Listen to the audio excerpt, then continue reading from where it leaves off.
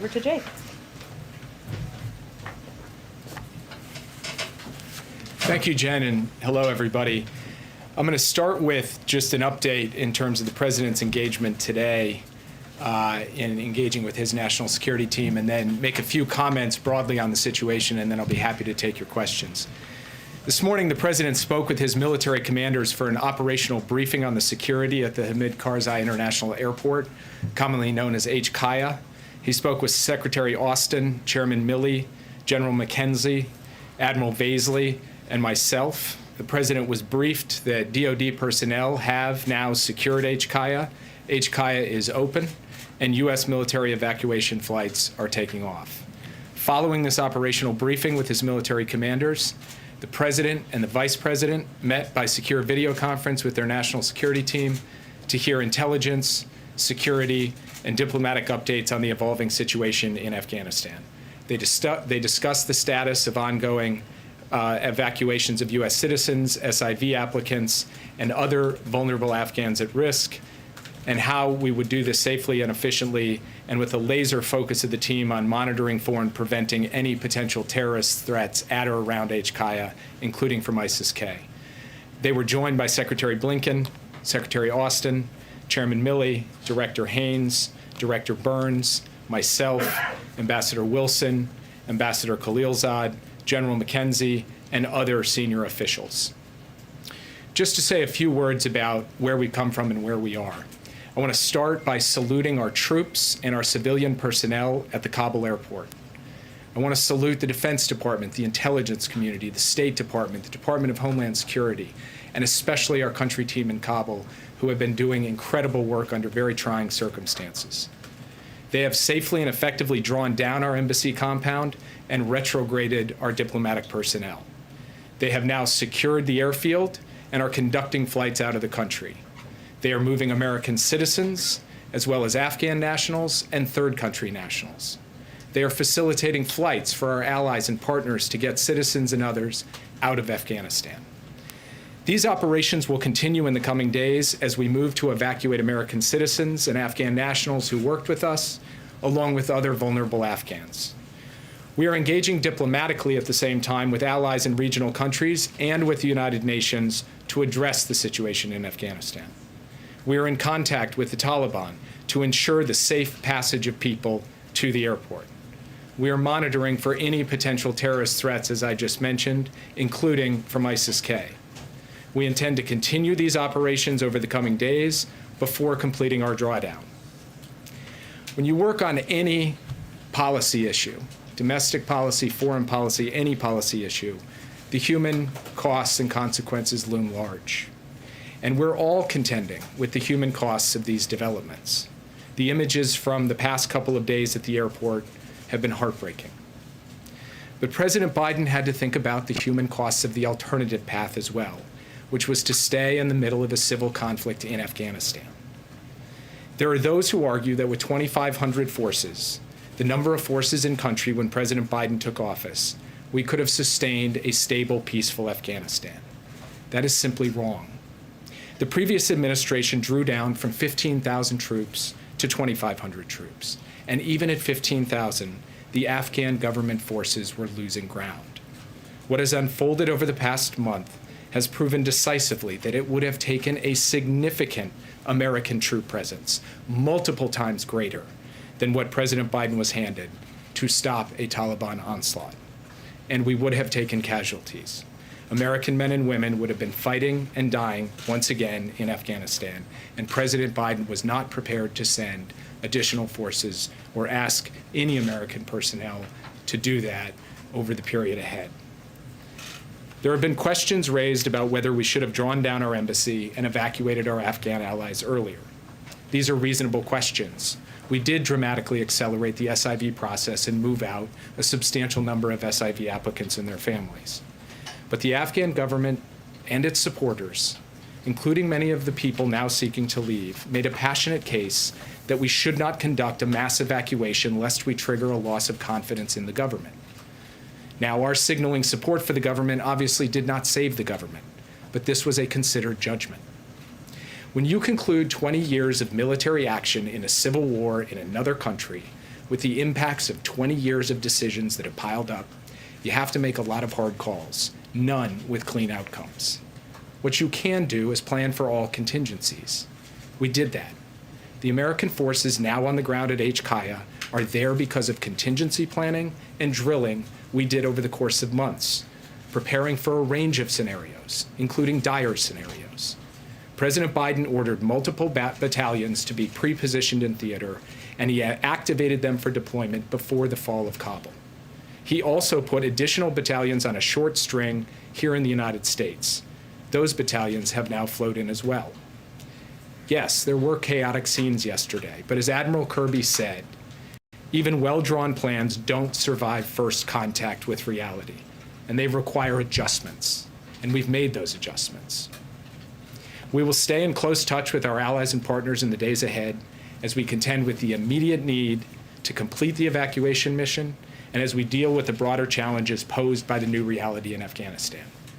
And we will remain persistently vigilant against the terrorism threat in Afghanistan and in multiple other theaters across multiple continents. We have proven in other places that we can suppress terrorism without a permanent military presence on the ground, and we intend to do exactly that in Afghanistan. And with that, I would be happy to take your questions. Yes. So I wanted to ask, the president yesterday said that the buck stops with him.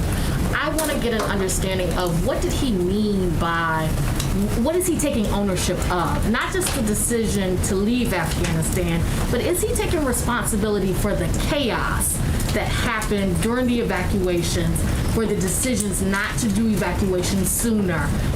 Is he taking responsibility for that and for any bloodshed that may be happening right now? Is he taking responsibility for that? He's taking responsibility for every decision the United States government took with respect to Afghanistan because, as he said, the buck stops with him. I am also taking responsibility, and so are my colleagues, the Secretary of State, the Secretary of Defense, the Chairman of the Joint Chiefs of Staff, the directors of our intelligence agencies. We as a national security team collectively take responsibility for every decision, good decision, every decision that doesn't produce perfect outcomes.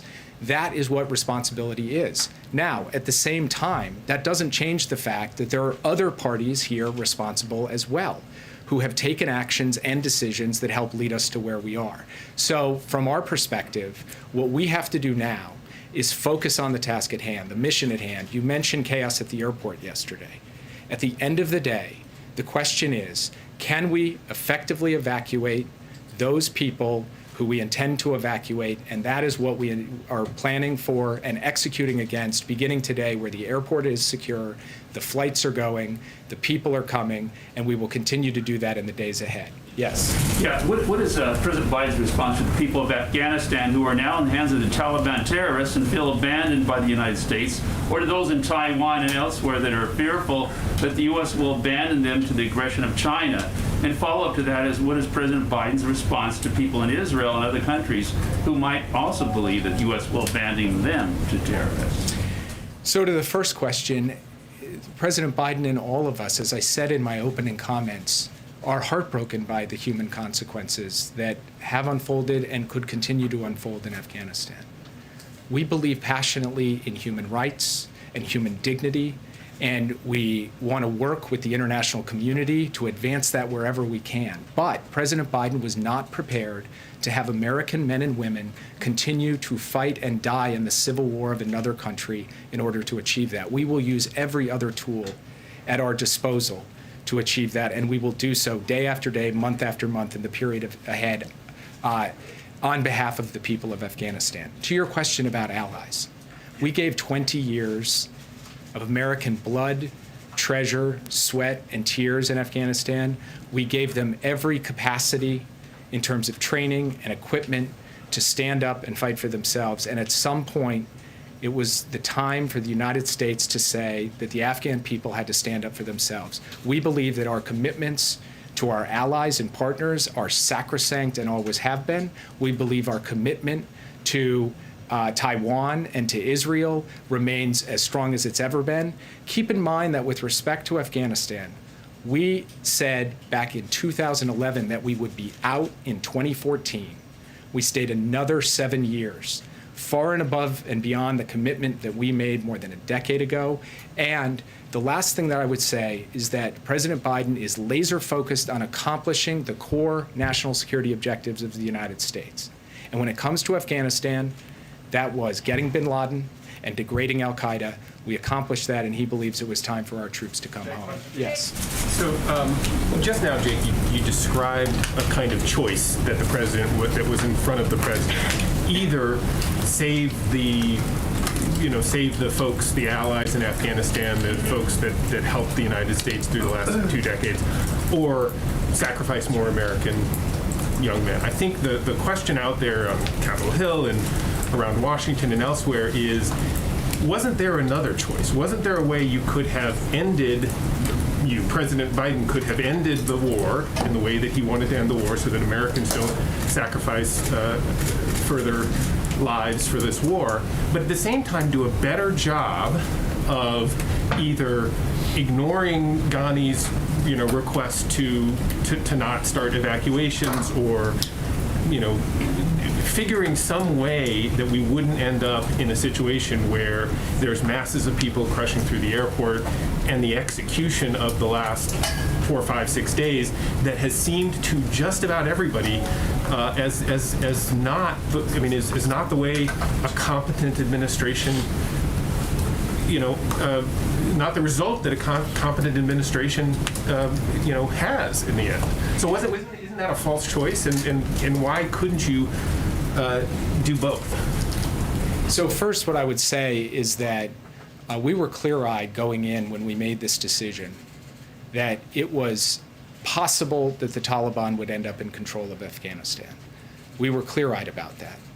Now, as the president said in his remarks yesterday, we did not anticipate that it would happen at this speed, though we were planning for these potential contingencies.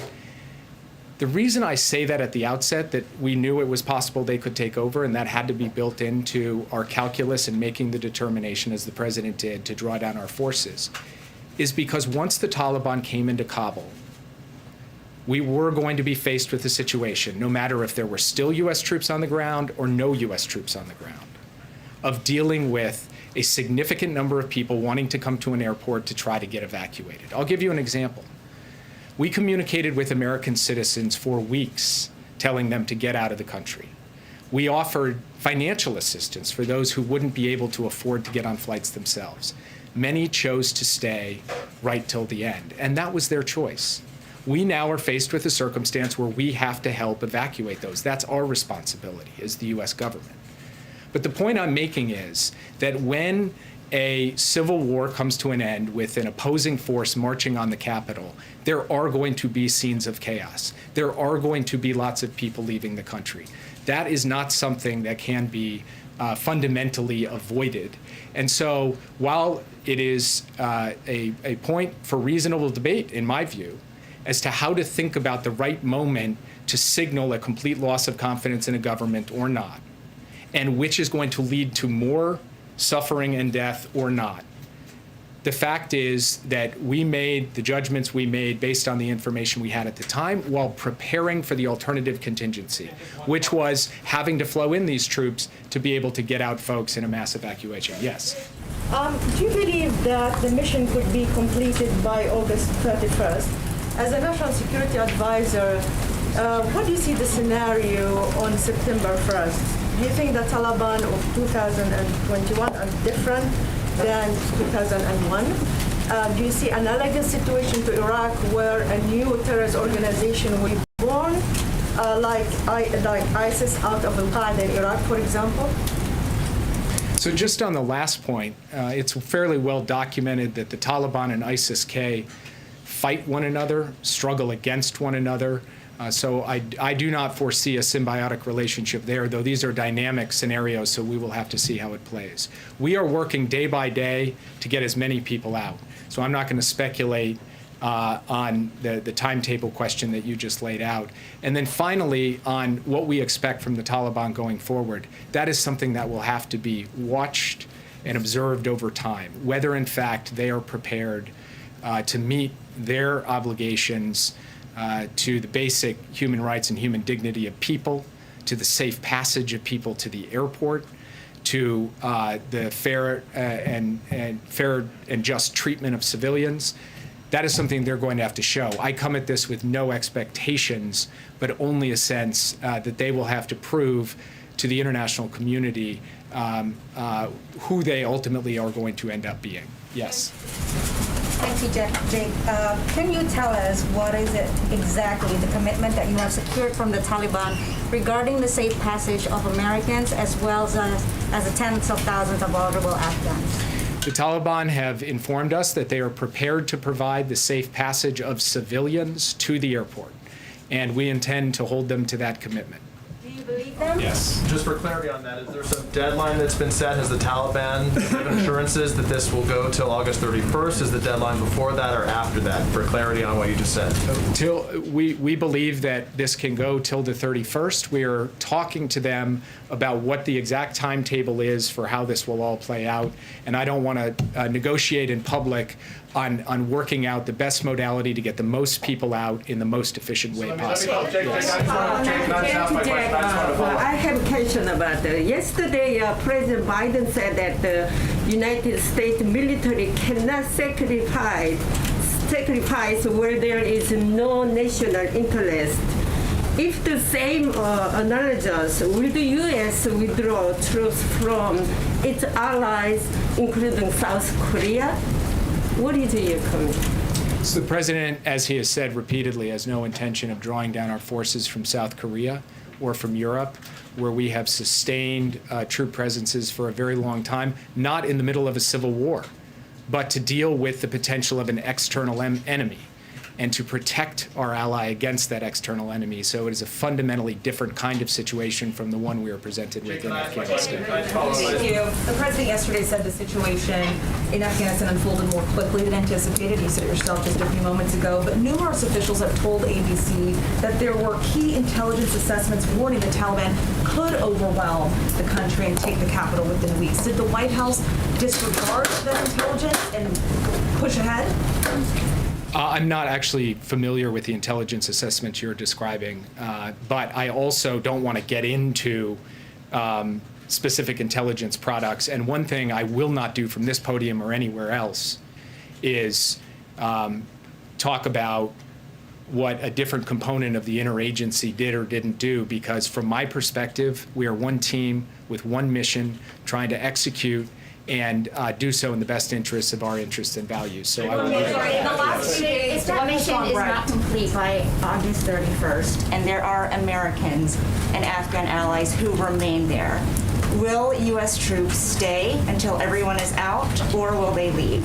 So I'm not going to comment on hypotheticals. What I'm going to do is stay focused on the task at hand, which is getting as many people out as rapidly as possible, and we will take that day by So day. you can't commit to bringing back every American.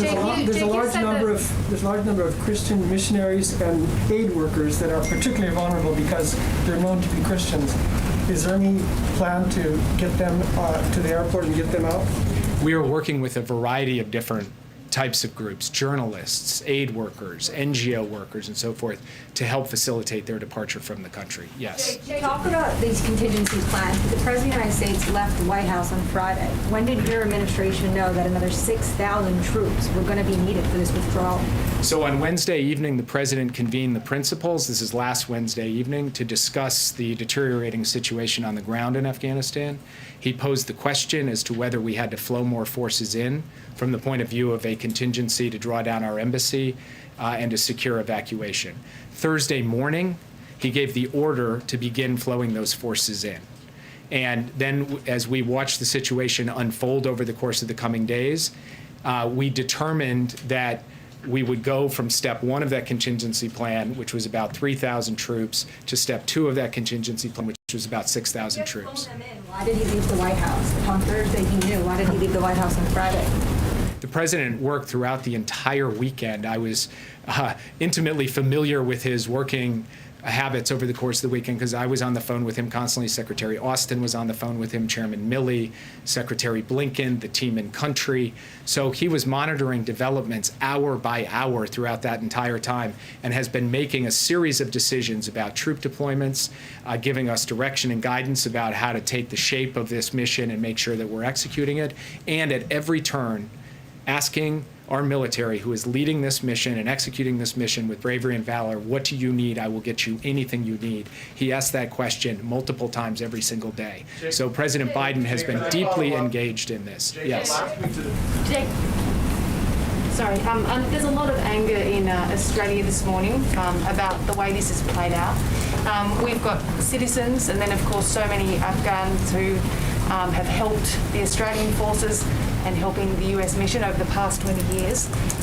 Does the administration accept some responsibility, or perhaps what would be your response to those people who are trapped and some are fearing execution because of the exit strategy, or perhaps lack of competent exit strategy?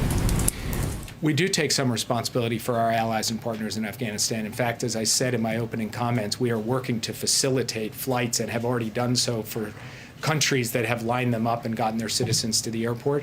And we'll be eager to work with Australia to help get out Australian citizens and other individuals who the Australians would like to see get out. Yes. Jake, what do you say to the next generation of Afghan women and children, young girls who face fundamentally different human rights moving forward? I say that truly, deeply, my heart goes out to Afghan women and girls in the country today under the Taliban. We've seen what they've done before. And that's a very hard thing for any of us to face. But this wasn't a choice just between saving those women and girls and not saving those women and girls. The alternative choice had its own set of human costs and consequences, as I said. And those human costs and consequences would have involved a substantial ramp up of American participation in a civil war with more loss of life, more bloodshed, families here in the United States who would be asking a different form of the question you just asked. These are the choices a president has to make. And it doesn't mean because we don't have forces in that country that we're not going to fight on behalf of women and girls and human rights and human dignity. We are. We do in many other countries where we don't have active military participation. And we'll do it in Afghanistan too, and we will attempt to use every measure of tool and influence we have, along with our international allies and partners, to alleviate the burden that those women and girls will face in the days ahead. We are absolutely, resolutely committed to that. Yes. Recognize the Taliban as the legitimate governing power in Afghanistan now? Right now, there is a chaotic situation in Kabul where we don't even have the establishment of a governing authority, so it would be really premature to address that question. Ultimately, it's going to be up to the Taliban to show the rest of the world who they are and how they intend to proceed. The track record has not been good, but it's premature to address that question at this point. Yes. You said that the Taliban is committed to safe passage to the airport, but our reporting is that they've set up checkpoints outside the airport. People are being beaten and whipped when they try and cross these checkpoints, and that some of the evacuation flights are leaving nearly empty as a result. What assurances do you have specifically about these checkpoints, and when do you expect them to stop doing this? So two things about that. First, the earliest evacuation flights in any evacuation tend not to have every seat filled because the process of getting any evacuation underway has a throughput issue.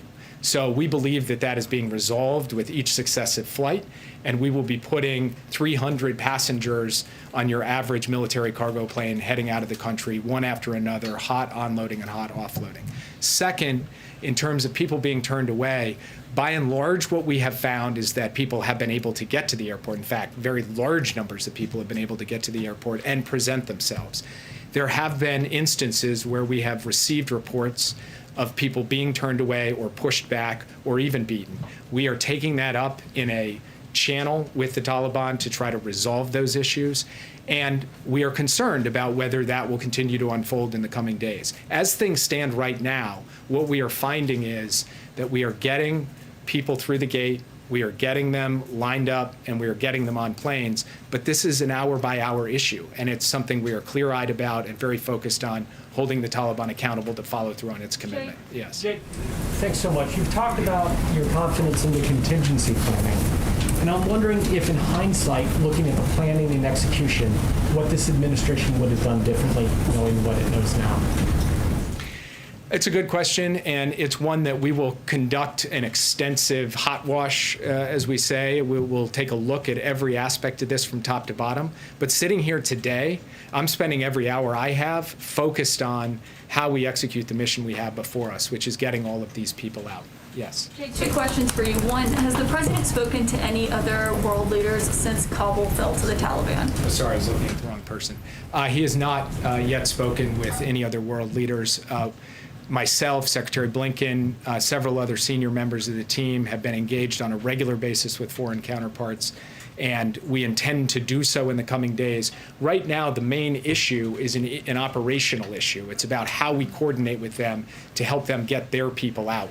And we are operating through logistical channels and policy channels to try to make that happen. And Jake, yes. just to follow up on that, you just said that you will conduct a review of what went wrong here on the U.S.'s response. I know you said there are other additional factors like what happened on the ground in Afghanistan that led to this. Will you publicly disclose what went wrong and who misjudged the intelligence here over how quickly the Taliban could take over? So first, I didn't describe that we were doing a, quote, what went wrong review. What I said is we'll do a hot wash. We'll look at everything that happened in this entire operation from start to finish, and the areas of improvement, where we can do better, where we can find holes or weaknesses and plug them as we go forward. And of course, we intend, after we've had the opportunity to run that analysis, to share that with people. Yes. Thank you, sir. You noted that you had encouraged Americans on the ground there to leave and that many chose not to. I just wanted to follow up on Weeja's question.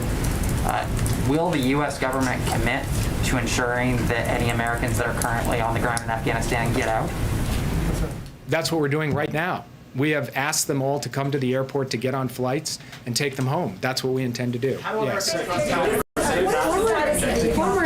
Former officials from multiple administrations, the Obama administration, the Bush administration, have said they are certain Afghanistan will become a safe haven for terrorists.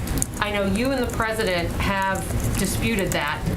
What do you think those officials are getting wrong, and can you ensure that Americans are safer today because of your actions than we were several months ago? I want to be very clear about what our position is. Our position is that we are going to have to deal with the potential threat of terrorism from Afghanistan going forward, just as we have to deal with the potential threat of terrorism in dozens of countries in multiple continents around the world. We have to deal with the threat of terrorism in Yemen and Somalia and Syria. We have to deal with the threat of terrorism across the Islamic Maghreb. We have to deal with Al-Qaeda and ISIS-K. And we have to do so using a wide variety of tools, intelligence capabilities, defense capabilities, and yes, in some cases, the support we can provide to local partners to help them deal with the challenge. And what we have shown is in many of the countries I just mentioned, among others, we have been successful to date in suppressing the terrorist threat to the U.S. homeland in those countries without sustaining a permanent military presence or fighting in a war. And that is what we intend to do with respect to Afghanistan as well. So this is not a question about whether we're clear-eyed about the terrorist challenge from Afghanistan.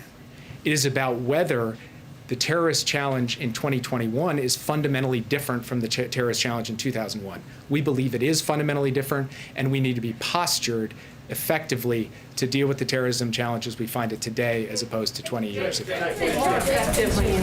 Just wondering, can you shed light on the decision to leave behind Blackhawks and other equipment, how that fits in with the contingency plan the U.S. had? Leave behind Blackhawks and other equipment. Why give the Taliban access to state-of-the-art equipment that they could either use to bolster their own defenses or to sell off to other countries? This is, I think, a very good example of the difficult choices a president faces and a Secretary of Defense and a Secretary of State and a National Security Advisor face in the context of the end of a 20-year war.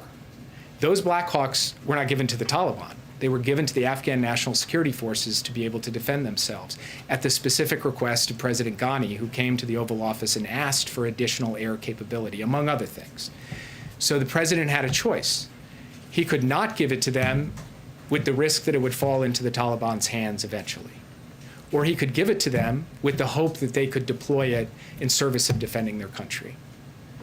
Both of those options had risks. He had to choose, and he made a choice. And from the point of view of that, particular narrow example to a much wider range of examples that we contend with. At the end of the day, what the president has focused on all the way through here is trying to take the information that's been presented to him, the risks, costs, and benefits, and make decisions that were in the best national security interests of the American people. He has tried to do that. He talked about that at length yesterday. And from that perspective, he believes the decision he made in this context was the right decision. Yes. Thank you. The president has not been shy about undoing many of the previous president's policies, many of them. Why not undo this one, particularly since the Taliban have abrogated already what they agreed to back in Doha with President Trump?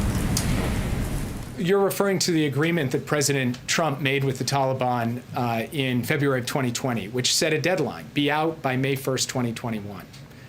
Walking away from that was not just kind of a cost-free proposition for the United States. On May 2nd, the Taliban offensive was going to start. The Taliban onslaught was going to happen. And the question facing the president was, would increasing numbers of American troops be in the teeth of that offensive, or would we draw it down and try and give all the capabilities necessary for the Afghan government and the Afghan army to step up to that? That is the decision that he took. That is the situation that he was placed in with a mere 2,500 troops in country when he took over. This was a choice between dramatically ramping up forces to fight or drawing them down to end our military involvement, and that's the choice that he made. Yes. Jake, the president said yesterday that he urged Afghan leaders to engage in diplomacy and seek a political settlement with the Taliban, but, quote, this advice was flatly refused. Does the president feel he had a willing partner in President Ghani? Look, I would just say the president was reporting the facts as they unfolded. I'm not going to characterize anything about President Ghani at this point, who is no longer a factor in Afghanistan, and I don't think there's much merit in me weighing in more deeply on him. Yes. Mr. Sullivan, sorry to labour the point here, but we're speaking to Afghan citizens who supported the American mission in Afghanistan, who are now terrified for their lives. Can you confirm that when it gets to August 31st and your troops leave, will you abandon them or will you stay and save them? Our plan is to safely evacuate the people who worked with the United States, who are eligible for special immigrant visas, which is a generous program set up on a bipartisan basis by our Congress. We have identified those individuals and families.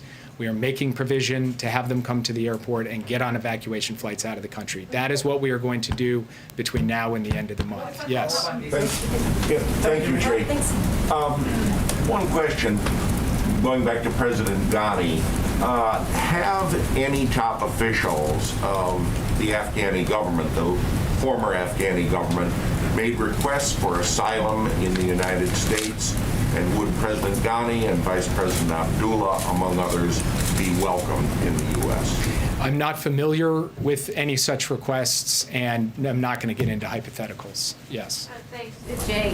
With the president at Camp David, can we, the American people, expect to hear from him in the coming days as the operation to get people out continues?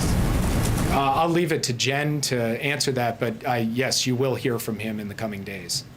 Yes. President, thanks for taking my question. President Biden was expected to repair the damage caused by the previous administration to the NATO. The way the withdrawal was carried out added new strength to the alliance. How severe is this damage, and what you would tell your allies? President Biden has a long and deep history of solidarity and commitment to the NATO alliance. His commitment to Article 5 is rock solid and sacrosanct. We just had a very successful NATO summit where we committed to a new strategic concept and a new way forward on the emerging threats we're going to face. He believes in his personal bonds with the leaders of NATO, and he believes in the institutional bonds between the United States and NATO. And I would just note also that our Secretary of State and our Secretary of Defense went to repeated ministerial meetings at NATO for consultations on this decision, and ultimately secured an agreement of the North Atlantic Council for it to be carried out along the timetable that was laid out. All of the allies signed up to that. What the president also committed to was making sure that every last NATO troop on the ground in Afghanistan and there were more NATO troops in Afghanistan than American troops when Joe Biden took office, would get out safely and securely without incurring a single casualty, and he executed that. And then finally, he's committed to facilitating the flights of our NATO allies and partners to get their civilians out and to get others out. And he is in the process of doing that. In fact, planes from NATO countries have landed and taken off with their personnel over the course of the past 24 hours. I think your previous answers are not enough to assure U.S. allies and partners, because first Korean War broke out as a civil war. If the United States commit only to places that without civil war, how can you ensure allies that the United States will defend them in a crisis that can describe as a civil war? For example, if the People's Republic of China attacks Taiwan, the Chinese can argue that it is a civil war among the Chinese, and how can you just how can you justify the U.S. involvement in Taiwan and South Korea? And I also understand the United States did not want to make a sacrifice, but at the same time, leadership requires a sacrifice. And how can you just claim to be a global leader without making sacrifice? So I want to start where your question ended, because the United States made an extraordinary sacrifice in Afghanistan. 2,448 Americans lost their lives in Afghanistan. Tens of thousands of Americans were injured in the war in Afghanistan over 20 years, trying to help that country stand up and being able to defend itself. The United States spent more than $1 trillion of its resources in Afghanistan. The amount of sacrifice and solidarity and commitment to Afghanistan to trying to give it a chance was immense. And it wasn't just the United States. Many other countries joined us and had their own sacrifice. Excuse me, let me just finish answering the question. And so the idea that there was a lack of sacrifice on the part of the American people is belied by the rows of headstones over at Arlington National Cemetery, where people have come home. When it comes to Taiwan, it is a fundamentally different question in a different context. And so from our perspective, what we need to focus on, well, I'm sorry, if I'll take the next question if you won't let me answer. Yeah. So what's your take on the conference earlier by the Taliban, especially the comments that they made about protecting women's rights? Do you have any trust in the fact that they're going to hold up to it? Like I've said all along, this is not about trust. This is about verify. And we'll see what the Taliban end up doing in the days and weeks ahead. And when I say we, I mean the entire international community. Yes. The Biden administration has talked a lot about evacuating American and Afghan who helped the U.S. in the war, but there were many foreign nationals, including many Africans who were there. What's the administration doing to evacuate them safely? So the United States is also focused on helping third country nationals get out of the country safely. Yes. Back in the spring, you and several administration officials committed that civilian and humanitarian aid would continue into Afghanistan. Now that the Taliban has taken over the government, does that just completely stop? Is there a possibility that that would restart at some point? We will have to take a hard look at how we proceed with on any basis at all. And as I said to one of your colleagues earlier, it's premature to answer those questions. That's something we will have to take a look at after we get through the immediate task of this mission. Yeah, at the back. What is the status of the Afghan security forces and the U.S. relationship with them? I'm sorry, can you repeat the question? The Afghan security forces and the U.S. relationship with them. The Afghan security forces appear to have essentially, no longer operate as a coherent entity. They essentially have given way to Taliban physical security control over the major population centers. Yes. The relationship with them. Follow-up question on follow-up question about the Taliban saying they'll respect the rights of Afghan women. What tools does the United States have to hold them to this pledge? And if not, what does the U.S. plan to do? So standing here today, I am not going to go into the full panoply of things that we can do, but there are obviously issues related to sanctions to marshaling international condemnation and isolation, and other steps as well. But the reason I don't want to go into great detail on it is I want to be able to have our team communicate directly to the Taliban both what the costs and disincentives are for certain types of action and what our expectations are. That is a conversation that we will intend to have, and I think many other countries, including like-minded allies and partners, will be having that as well. Yes. Thank you, sir. President Biden said that there were very few national security interests for the United States in maintaining some peace in Afghanistan. Would you actually reiterate that today? Would you say that there is no interest for us having some presence on the borders of Iran, on the borders of Pakistan, on the borders of near China? Would you, or Tajikistan? Would you say that we should just give that up? I would say that the president does not believe that the United States should be fighting and dying in a war for the purpose of sustaining American military boots near Tajikistan or Pakistan or Iran. No, I would say that that is something that is not. What you just laid out as a national security interest, we would not agree that it is right to ask American soldiers to risk their lives for the purpose of maintaining a presence near Tajikistan. Yes. Thank you. What happens to the billions of dollars worth of weaponry that the U.S. gave Afghanistan? Does the U.S. have a plan for that, or does it remain in the Taliban hands? We don't have a complete picture, obviously, of where every article of defense materials has gone, but certainly a fair amount of it has fallen into the hands of the Taliban. And obviously, we don't have a sense that they are going to readily hand it over to us at the airport. Yes. Thank you, Jake. Has the president seen these images of what looks to be people flying off an airplane yesterday? And then what was his reaction to those images? The president, as he said in his remarks yesterday, has seen these images are heartbreaking.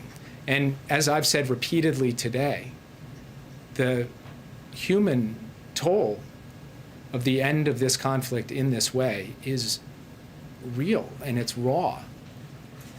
And it's hard for any of us. You guys are journalists, I work in government, but we're also people.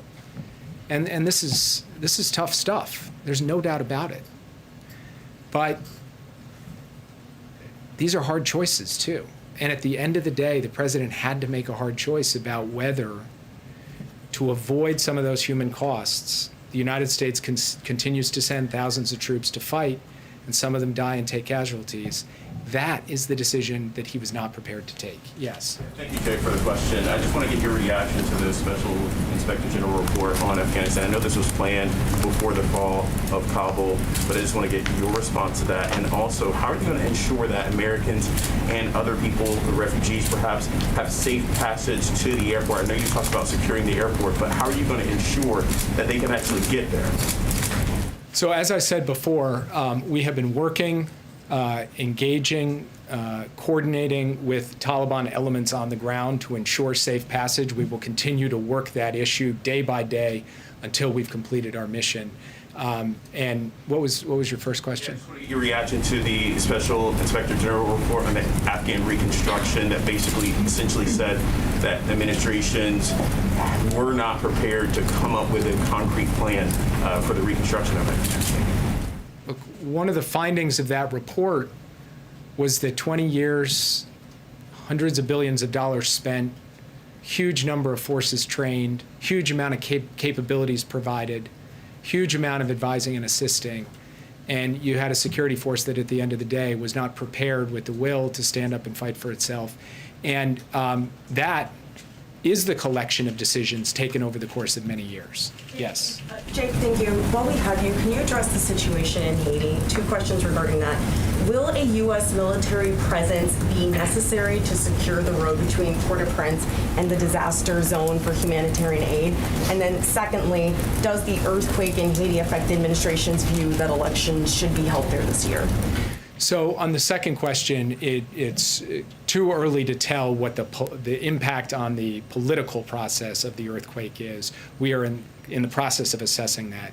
On your first question, right now what we're focused on is getting a USAID DART team. It's been deployed out and active in helping address this. We've got U.S. Coast Guard elements, and Southcom has mobilized with logistical and other support to be able to provide the kind of emergency response that is necessary in a human tragedy and catastrophe like this. There are no current plans to speak of to deploy U.S. military personnel to Haiti. Yes, I'll make this the last one. Thank you. You said it's too early to say whether the U.S. will recognize the Taliban as the government of Afghanistan. Are there any steps you're taking in the meantime around sanctions or foreign currencies or anything? Is there a chance that if they do take power, that they'd be able to tap into quite a fair bit of money that the U.S. might want to head off the possibility of? Are there any steps you're taking in that regard, sort of preventatively, I suppose? We're working on those options right now. I don't want to get ahead of the president's decision-making on them, and I'll leave it at that. If you are working on those options, doesn't then that speak to a doubt that you might ever recognize them? If you don't ever recognize them, how can you ensure that the president's promise of aid continuing to the Afghan people will be enacted? Well, so I don't want to get into hypotheticals, but I would point out that there are a range of different diplomatic relationships the United States has with countries around the world, including some very difficult or non-existent relationships with governments where we still provide forms of aid to people. And I will leave it at that because we're not at a point yet where we can speak directly to how things will play out in Afghanistan, but that's at least a partial answer to your question. I know you guys have many more questions, but I think probably your patience with me is also wearing a bit thin. So I will leave it at that and get back to work. Thank you. Take my question. Thank you. COVID safe. I just have a couple of additional updates for you. Some of which was provided by the Department of Defense this morning, but I wanted to make sure you all had this information as well. As you may have seen, the airport, and as Jake noted, is currently open for military flight operations as well as limited commercial flight operations. And throughout the night, 9 C-17s arrived delivering equipment and approximately 1,000 troops. Additionally, 7 C-17s have departed. These flights lifted approximately 700 to 800 passengers, and we can confirm 165 of these passengers are American citizens. The rest are a mix of SIV applicants and third country nationals. And I would also note that, in addition, the intention is to have additional flights out this morning. There's obviously going to be operational updates that will be provided on a regular basis by the Department of Defense. But as you saw them brief out, our focus over the last 24 to 48 hours has been securing the airport and ensuring that we can begin to expedite flights of both American citizens, SIV applicants, and others out. I also just wanted to note that this morning, on a different topic, Biden administration officials joined a meeting of the U.S. Conference of Mayors to discuss our eviction prevention efforts. CDC Director Rochelle Walensky provided an update on the state of the pandemic, and Associate Attorney General Vinita Gupta reiterated ways that mayors across the country can work closely with state and local courts to set up eviction diversion programs in their city. This meeting is just the latest in our efforts to communicate and work with local officials to ensure we're getting assistance out to keep people in their homes. I know we've been here a while, but I know there are lots of topics out there. Go ahead, Josh. Thanks, Jen. With regard to the booster shots, how many shots does the U.S. have available for boosters? And will supplying boosters have any impact on U.S. vaccine donations around the world? So let me first note that tomorrow the COVID-19 team and our health and medical experts will host a briefing and we'll discuss next steps as it relates to boosters. I would also note for your planning that you can expect to hear from the president on this topic as well following their briefing. So I will leave it to them to provide additional details and to answer what I know are your good questions about data and an understanding of what leads to decisions along those lines. On the supply component of that, I'm sure they will address that, Josh, but one of the things we have said repeatedly, and I will note, I said back in May, Jeff Zients said again in July, is that part of our operational focus was ensuring we had enough supply to provide booster shots should that be a decision made by the FDA. So that has been in our planning processes for months now, and certainly we've planned for this contingency, and we'll wait for a formal announcement. Does the President plan and the First Lady plan to get booster shots? Certainly, if they are recommended, once a formal announcement or briefing is done, they will certainly plan to follow the guidelines, of course. What's the rest of his week look like? Like he's up to Camp David now. Is he still going to Wilmington? What's the schedule?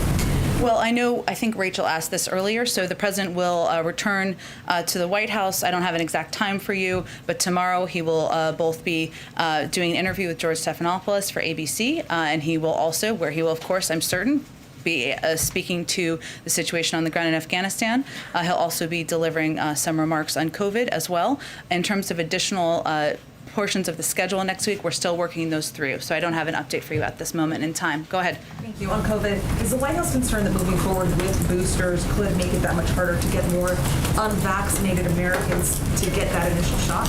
Well, one of the pieces that I expect our COVID team to speak to tomorrow is our operational plans as it relates to ensuring we are making sure everybody is vaccinated and following FDA and CDC guidelines. I think what you can expect to hear from them is that we are going to follow some of the best practices we have used to date, which is providing access, providing information, and right now we're in a place where we are focused on providing access, of course, to vaccines around the country, communities around the country through a range of mechanisms. So we're actually at an easier operational point in this regard than we were several months ago. But yes, we understand it's going to take a significant operational focus, educational focus, and PR focus to get the information out once it's finalized. Thank you. And one more on Afghanistan. Has the president or any administration official been in contact with former Afghanistan President Ghani? Not that I'm aware of. Go ahead.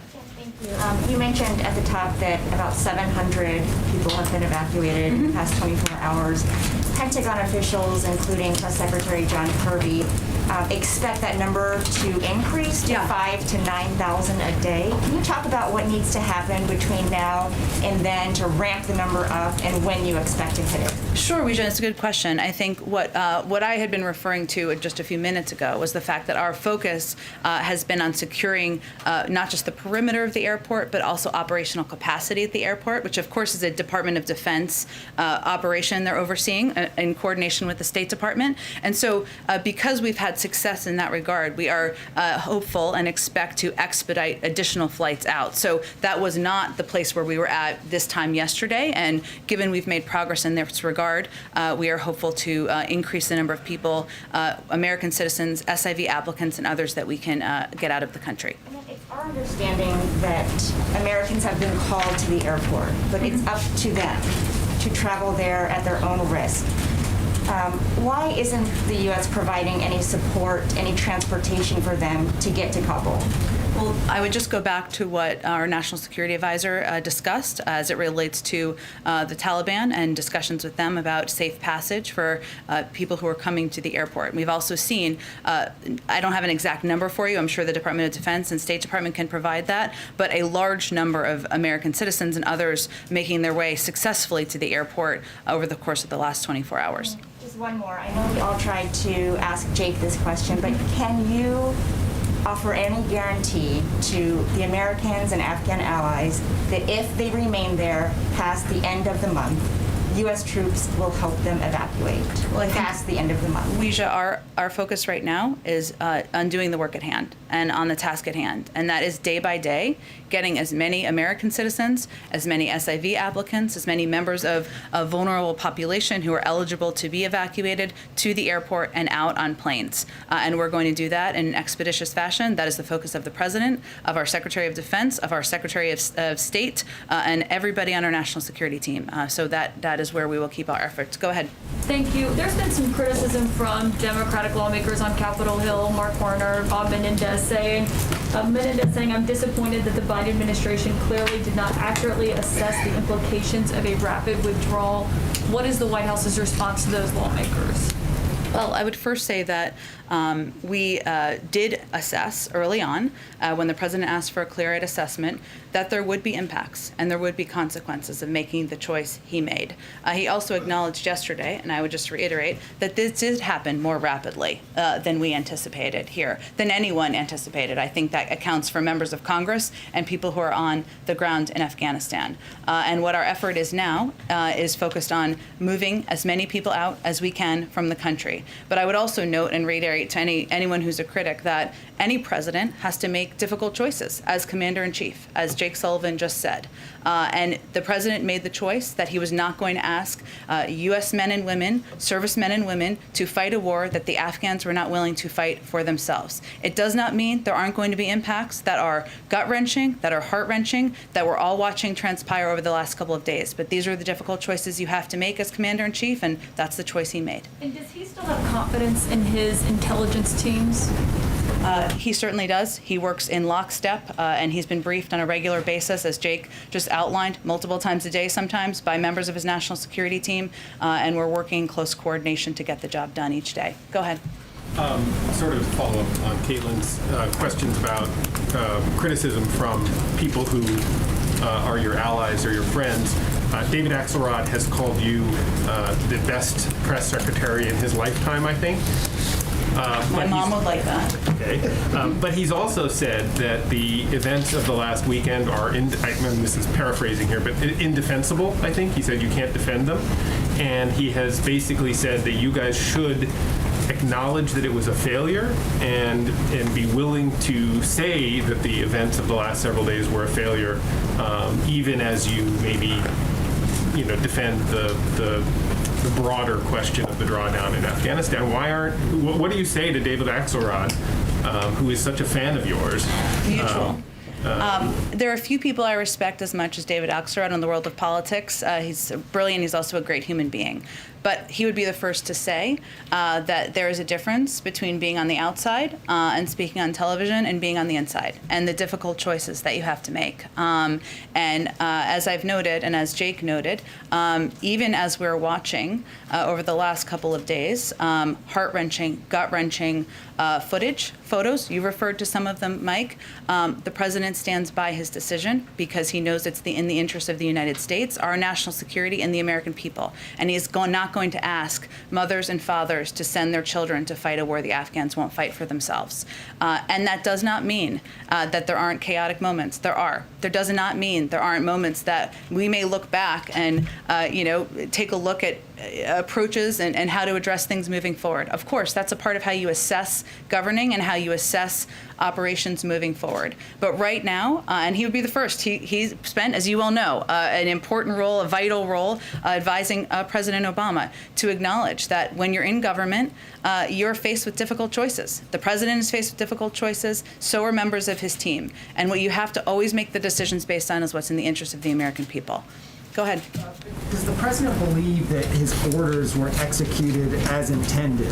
In these past couple of days, obviously those images that we've all seen, I mean, is he assessing blame at all for that? And does he feel like he ordered the military to do certain things and they did it as intended? Well, his order was to deploy additional military men and women to go to Afghanistan to help evacuate American citizens, SIV applicants, and others safely out of the country, some to the United States, and to help our partners and allies around the world as well. We are effectively doing that. And the photos we're seeing of chaotic moments, no doubt, at the airport are of many Afghans who want to get out of the country. We certainly understand that as well. And as Jake just said, when you're at a point where things are happening more quickly than anyone would have anticipated, not just people in this White House, but certainly people in Afghanistan, people in the international community, probably people in Congress, then you're going to have some chaotic scenes. But the president is confident in his national security team and their ability to get the mission done and get the mission accomplished. And as I just noted earlier, right now the airport is secure. We're working to expedite flights and get more people out of the country. And then just to follow on, the president has been quite clear that he does not have any trust in the Taliban.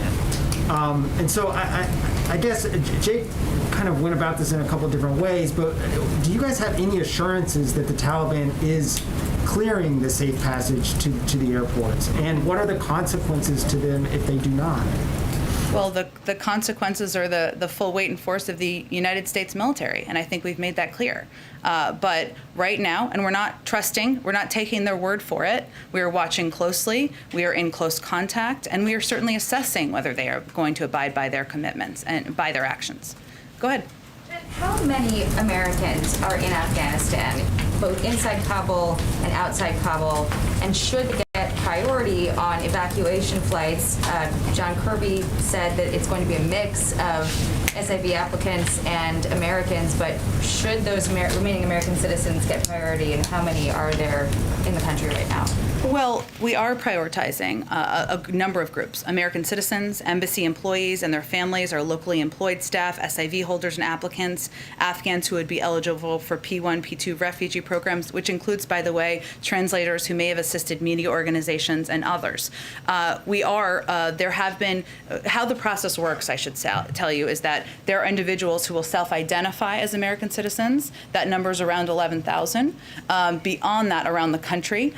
Beyond that, though, there are individuals who may not have self-identified, who may come and request assistance and come to the airport. We're going to work to assist, of course, American citizens, but we also have a responsibility and obligation to help the men and women who served by our sides, many of the sides of your colleagues as translators and as interpreters, and our locally employed staff and others. So just to confirm, 11,000 in the entire country, not just in Kabul? Well, I would just say that's the self-identified number, right? So, but we will continue to provide assistance, and we are prioritizing American citizens. We are also working to get additional officials out who have played an important role. Just to follow up on this, obviously getting them through and getting them to the airport is the challenge, as everyone else here has noted, but the administration is left to negotiate with the Taliban, including one of the commandos who was released from Guantanamo Bay as part of the Bo Bergdahl prisoner swap when President Biden was vice president. How does he feel about that? Does he have any regrets, and how's he digesting that? Well, first I would note that, one, I'd point you to the Department of the intelligence community to assess the identity of the individual. I know there's been reporting on it, but that's not my position to do from here. I would also note that in prior negotiations and commitments made during the Trump administration, there were thousands of individuals who were released. So our focus right now is on, again, not taking the Taliban's word for it. We are assessing, we are closely watching, and we are being very clear about the capacities and the capabilities we have at hand should they be needed. Of course, that's not our objective. And then the last question, what are we doing to counter-message with what's happening right now with China in Taiwan? The president said yesterday that China and Russia would love nothing more than to have the U.S. sink billions of dollars and stay here forever, but it seems to be that they're celebrating this. They were touting U.S. humiliation in Afghanistan and a warning to Taiwan and other allies that the U.S. won't come for help if war breaks out. China's embassy is functioning as normal. So what are we doing to counter their propaganda, and how does the administration view Russia and China's engagement with the Taliban? Well, first, we of course are in touch with the Chinese and the Russians as we work to bring men and women out of Afghanistan, and including our SIV applicants and others. Our message is very clear. We stand by, as is outlined in the Taiwan Relations Agreement, by individuals in Taiwan. We stand by partners around the world who are subject to this kind of propaganda that Russia and China are projecting, and we're going to continue to deliver on those words with actions. Our objective in Afghanistan is to deliver also on what the president promised, which is to not put the men and women who have served our country bravely over the past 20 years in harm's way again. And that's what we'll also be projecting to them as well. Jen, why was August better than, say, November or December to be getting out? In terms of the August 31st timeline? Correct, because this is the Taliban fighting season, and that would not be. I know there's been a fair amount of focus on that, but I wouldn't say that has been an assessment of a difference here in terms of what our timeline would have been from the beginning. So there's no belief that it would have been any different in December than it is in August? I don't believe that military officials have made that assessment. As we ask about the risk assessment right now, what is the current risk assessment in terms of terrorism and the potential threat that exists within Afghanistan against the United States? Well, I think as the president conveyed yesterday and also conveyed back in May, part of our objective here was to make sure we had the resources to fight the counterterrorism threat that has changed over the last 20 years, wherever it is. And that has not been emanating from Afghanistan in the way that it was 2 decades ago, which is understandable. We have a range of capacities, over-the-horizon capacities, as well as capacities where we do effective counterterrorism operations in countries where we have absolutely no presence in any way at all. all. We will continue to watch closely, continue to assess, but I'm not in a position, I'll leave that to our intelligence community to provide an update on. Go ahead. You said just a little bit ago that, if the Taliban does not agree to these safe passage agreements or conversations, that the consequence will be the full force and weight of the U.S. military. What exactly does that mean? Does that mean there's a scenario where we go back in? That means that we have been clear, and I think my colleagues at the Defense Department have also conveyed this, that we have our own capacity, military capacity from here. Obviously, we have worked with them to ensure safe passage. That's where our objective is. I'm not going to outline or detail it further.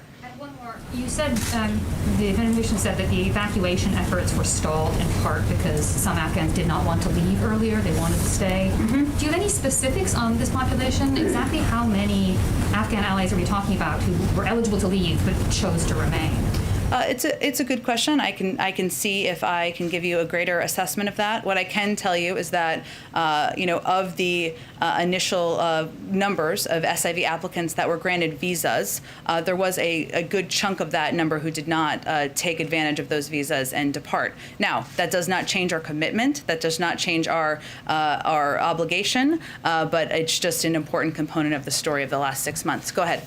11,000 you mentioned, just for clarity, those are 11,000 self-identified people in the country not who want to leave. Do you have any indication of how many Americans are still trying to get out of Afghanistan? I can see if there's a greater assessment. I would point you to the State Department on that, though. They'd have the most up-to-date numbers. Do you have a total number of people overall, including third country nationals and Afghan nationals, who you want to get out over the coming days?